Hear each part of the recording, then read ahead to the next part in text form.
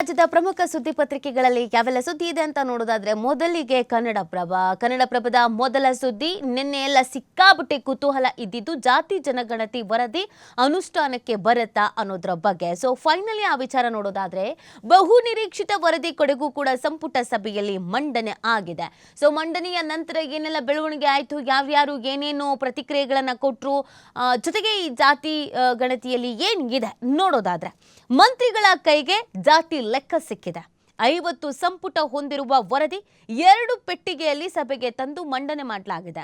ವರದಿ ಮುಖ್ಯಾಂಶ ಸಚಿವರಿಗೆ ನೀಡಲಾಗಿದೆ.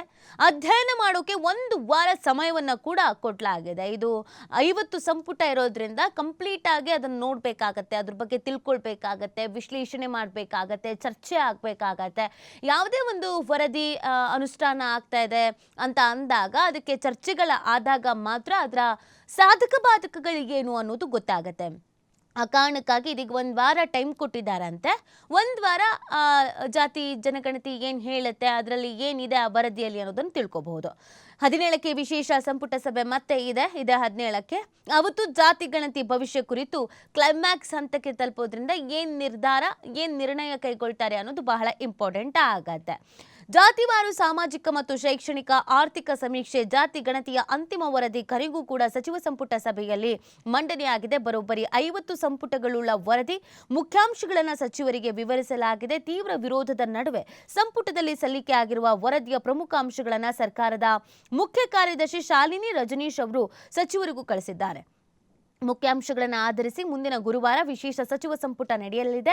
ಈ ವಿಶೇಷ ಸಚಿವ ಸಂಪುಟ ಸಭೆಯಲ್ಲಿ ವರದಿಯಲ್ಲಿನ ಅಂಶಗಳನ್ನು ಯಥಾವತ್ತಾಗಿ ಅನುಷ್ಠಾನಕ್ಕೆ ಸರ್ಕಾರ ತೀರ್ಮಾನ ಮಾಡುತ್ತದೆಯೇ ಅಥವಾ 10 ವರ್ಷಗಳ ಹಿಂದಿನ ಸಮೀಕ್ಷೆ ಎಂಬ ಕಾರಣ ನೀಡಿ ಇದನ್ನ ಅಪ್ಡೇಟ್ ಮಾಡೋದಕ್ಕೆ ಸಮಿತಿ ರಚನೆ ಮಾಡುತ್ತಾ ಅನ್ನೋದೊಂದು ಕುತೂಹಲ ಇದೆ. ಇದು 10 ವರ್ಷಗಳ ಹಿಂದಿನ ವರದಿ ಆಗಿದೆ. ಅಲ್ಲಿಂದ ಇಲ್ಲಿಗೆ ಎಷ್ಟು ವ್ಯತ್ಯಾಸ ಆಗಿರಬಹುದು, ಬದಲಾವಣೆಗಳಾಗಿರಬಹುದು, ನೀವು ಹೆಂಗೆ ಅದನ್ನ ಮಂಡನೆ ಮಾಡ್ತೀರಾ ಅನ್ನೋದೊಂದು ಪ್ರಶ್ನೆ ಇತ್ತು. ಹಾಗಾಗಿ ಅದಕ್ಕೆ ಸಂಬಂಧಪಟ್ಟ ಇದನ್ನ ಅಪ್ಡೇಟ್ ಮಾಡಬೇಕು ಅನ್ನುವಂಥ ನಿಟ್ಟಿನಲ್ಲಿ ಮತ್ತೆ ಕಾಲಾವಕಾಶವನ್ನ ಪಡ್ಕೊಂಡು ಅಪ್ಡೇಟ್ ಮಾಡ್ತಾರಾ ಅನ್ನೋದೊಂದು ಪ್ರಶ್ನೆ ಇದೆ. ಪ್ರಮುಖವಾಗಿ ಜಾತಿ ಗಣತಿ ಇನ್ ಮುಂದೇನು ಅನ್ನೋದೊಂದು ಪ್ರಶ್ನೆ ಇದೆಯಲ್ವಾ. ಇಲ್ಲಿವರೆಗೂ ಜಾತಿ ಗಣತಿ ಅಂತ ಬಾಯ್ಬಿಟ್ಕೊಳ್ತಾ ಇದ್ರಿ. ಫೈನ್, ಜಾತಿ ಗಣತಿ ಇದೀಗ ಸಭೆಯಲ್ಲಿ ಮಂಡನೆ ಆಗಿದೆ. What next? ಅದೊಂದು ತೀರಾ ಸಾಮಾನ್ಯ ಪ್ರಶ್ನೆ. ಅದನ್ನು ನೋಡೋದಾದ್ರೆ ಸಂಪುಟ ಸಭೆಯಲ್ಲಿ ಮಂಡನೆ ಆಗಿರುವ ವರದಿಯ ಪ್ರಮುಖಾಂಶಗಳನ್ನ ಈಗ ಸಿದ್ಧಪಡಿಸಲಾಗುತ್ತೆ. ಮುಖ್ಯ ಕಾರ್ಯದರ್ಶಿ ಶಾಲಿನಿ ರಜನೀಶ್ ಅವರು ಮುಖ್ಯಾಂಶಗಳನ್ನ ಎಲ್ಲ ಸಚಿವರಿಗೆ ಕಳಿಸ್ತಾರೆ. ಮುಖ್ಯಮಂತ್ರಿಗಳು ಈ ಬಗ್ಗೆ ಅಧ್ಯಯನ ಮಾಡಿ ಮುಂದಿನ ಗುರುವಾರ ವಿಶೇಷ ಸಂಪುಟ ಸಭೆಗೆ ಬರಲಿದ್ದಾರೆ. ಈಗ ಮಂಡನೆ ಆಗಿರುವ ಜಾತಿ ಗಣತಿಯನ್ನ ಯಥಾವತ್ತು ಜಾರಿ ಮಾಡಬೇಕಾ ಅಂತ ಚರ್ಚೆ ಮಾಡ್ತಾರೆ. ಮೊದಲಿಗೆ 10 ವರ್ಷ ಹಿಂದಿನ ಸಮೀಕ್ಷೆ ಎಂಬ ಕಾರಣ ನೀಡಿ ಅಪ್ಡೇಟ್ ಮಾಡೋದಕ್ಕೆ ಸಮಿತಿ ರಚನೆ ಮಾಡೋದ್ರ ಬಗ್ಗೆಯೂ ಕೂಡ ಚಿಂತನೆ ಆಗ್ಬಹುದು, ಚರ್ಚೆನೂ ಕೂಡ ನಡೀಬಹುದು. ಅಂದ್ರೆ ವಾಟ್ ನೆಕ್ಸ್ಟ್ ಅಂತ ನಾವು ನೋಡೋದಾದ್ರೆ ಇಷ್ಟು ಆಪ್ಷನ್ಸ್ ಇದೆ. ಇಲ್ಲ ಇದು 10 ವರ್ಷದ ಹಿಂದಿಂದು ನಾವು ಒಂಚೂರು ಅಪ್ಡೇಟ್ ಮಾಡಬೇಕಾಗತ್ತೆ, ಸಮಯಾವಕಾಶ ಬೇಕಾಗತ್ತೆ ಅಂತ ಕೇಳ್ಕೊಳ್ಬಹುದು. ಒಂದು ಇನ್ನು ಸಿದ್ದರಾಮಯ್ಯನವರು ಕೂಡ ಇದಕ್ಕೆ ಸಂಬಂಧಪಟ್ಟಂತೆ ಪ್ರತಿಕ್ರಿಯೆ ಕೊಟ್ಟಿದ್ದಾರೆ. ಅವ್ರು ಏನು ಹೇಳಿದ್ದಾರೆ ಅಂತ ಅಂದ್ರೆ, ವರದಿಯಲ್ಲಿನ ಎಲ್ಲಾ ಶಿಫಾರಸುಗಳನ್ನು ಸಚಿವರು ನೋಡಿಲ್ಲ, ಹಾಗಾಗಿ ಕೆಲ ಸಚಿವರು ವರದಿಯಲ್ಲಿ ಅಂಶಗಳು ಶಿಫಾರಸುಗಳನ್ನು ಅವಲೋಕಿಸೋಕೆ ಸಮಯ ಕೇಳಿದ್ದಾರೆ. ಅವರಿಗೆ ಅವಕಾಶ ನೀಡಲಾಗಿದೆ. ಬಳಿಕ ಅವರು ಅಭಿಪ್ರಾಯವನ್ನು ತಿಳಿಸ್ತಾರೆ. ಮುಂದಿನ ವಾರದ ಸಂಪುಟ ಸಭೆಯಲ್ಲಿ ಸೂಕ್ತ ತೀರ್ಮಾನವನ್ನು ಕೈಗೊಳ್ಳಲಾಗತ್ತೆ ಅಂತ ಸಿಎಂ ಸಿದ್ದರಾಮಯ್ಯನವರು ತಿಳಿಸಿದ್ದಾರೆ. ಸರಿ, ಇನ್ನು ವರದಿಯಲ್ಲಿ ಏನಿರಬಹುದು, ಹೈಲೈಟ್ಸ್ ಏನು ಅನ್ನೋದ್ರ ಬಗ್ಗೆ ನಾವು ಗಮನ ಹರಿಸೋದಾದ್ರೆ 37 ಲಕ್ಷ ಜನರ ಬಿಟ್ಟು ಎಲ್ಲರ ಸರ್ವೆ ಆಗಿದೆ ಅನ್ನೋದನ್ನ ಹೇಳಲಾಗ್ತಾ ಇದೆ.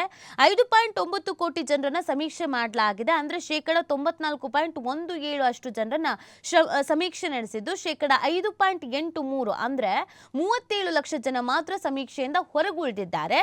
ಹೀಗಾಗಿ ಇದು ಯಶಸ್ವಿ ಸಮೀಕ್ಷೆ ಅಂತ ಹಿಂದುಳಿದ ವರ್ಗಗಳ ಕಲ್ಯಾಣ ಸಚಿವ ಶಿವರಾಜ್ ತಂಗಡಿಗೆ ಅವರು ಹೇಳಿದ್ದಾರೆ. ಇನ್ನೊಂದು, ಸಂಪುಟ ಸಭೆಯಲ್ಲಿ ಆಕ್ಷೇಪ ಬರಲಿಲ್ಲ ಅನ್ನೋದ್ರ ಬಗ್ಗೆ ಪ್ರತಿಕ್ರಿಯೆ ಕೊಡಲಾಗಿದೆ. ಎಚ್.ಕೆ. ಪಾಟೀಲ್ ಅವರು ಕಾನೂನು ಮತ್ತು ಸಂಸದೀಯ ಸಚಿವರು ಅವರು ಇದ್ರ ಬಗ್ಗೆ ಮಾತಾಡಿರೋದು. ವರದಿ ಮಂಡನೆಗೆ ಎಲ್ಲ ಸಚಿವರು ಸರ್ವಾನುಮತದಿಂದ ಒಪ್ಪಿಗೆ ನೀಡಿದ್ದಾರೆ. ಜಾತ್ಯತೀತವಾಗಿ ಯಾವುದೇ ಸಚಿವರು ವರದಿ ಬಗ್ಗೆ ಆಕ್ಷೇಪ ವ್ಯಕ್ತಪಡಿಸಿಲ್ಲ. ಈ ವಿಚಾರದಲ್ಲಿ ಯಾವುದೇ ಭಿನ್ನಾಭಿಪ್ರಾಯ ಇಲ್ಲ ಅಂತ ಹೇಳಿದ್ದಾರೆ. ಇನ್ನು ರಾಜ್ಯ ಒಕ್ಕಲಿಗರ ಸಂಘ ಪ್ರತಿಕ್ರಿಯೆ ಕೊಟ್ಟಿದೆ. ಜಾರಿ ಮಾಡಿದ್ರೆ ತೀವ್ರ ಹೋರಾಟ ಮಾಡಬೇಕಾಗತ್ತೆ ಅನ್ನುವಂತ ಎಚ್ಚರಿಕೆಯನ್ನು ಕೂಡ ನೀಡಲಾಗಿದೆ. ಇನ್ನು ವೀರಶೈವ ಮಹಾಸಭಾ ಅಧ್ಯಕ್ಷ ಡಾಕ್ಟರ್ ಶಾಮನೂರು ಶಿವಶಂಕರಪ್ಪ ಕೂಡ ಪ್ರತಿಕ್ರಿಯೆ ಕೊಟ್ಟಿದ್ದಾರೆ. ವರದಿ ಬಿಡುಗಡೆ ಮಾಡಲಿ, ಆಮೇಲೆ ನೋಡೋಣ ಅಂತ ಹೇಳಿದ್ದಾರೆ. ಸೊ ನಿನ್ನೆ ಏನೆಲ್ಲ ಡೆವಲಪ್ಮೆಂಟ್ ಆಯಿತು, ಯಾರ್ಯಾರ ಪ್ರತಿಕ್ರಿಯೆ ಏನಿದೆ ಅದಕ್ಕೆ ಒಂದು ಬೈಟ್ ಇದೆ, ನೋಡ್ಕೊಬರೋಣ ಬನ್ನಿ.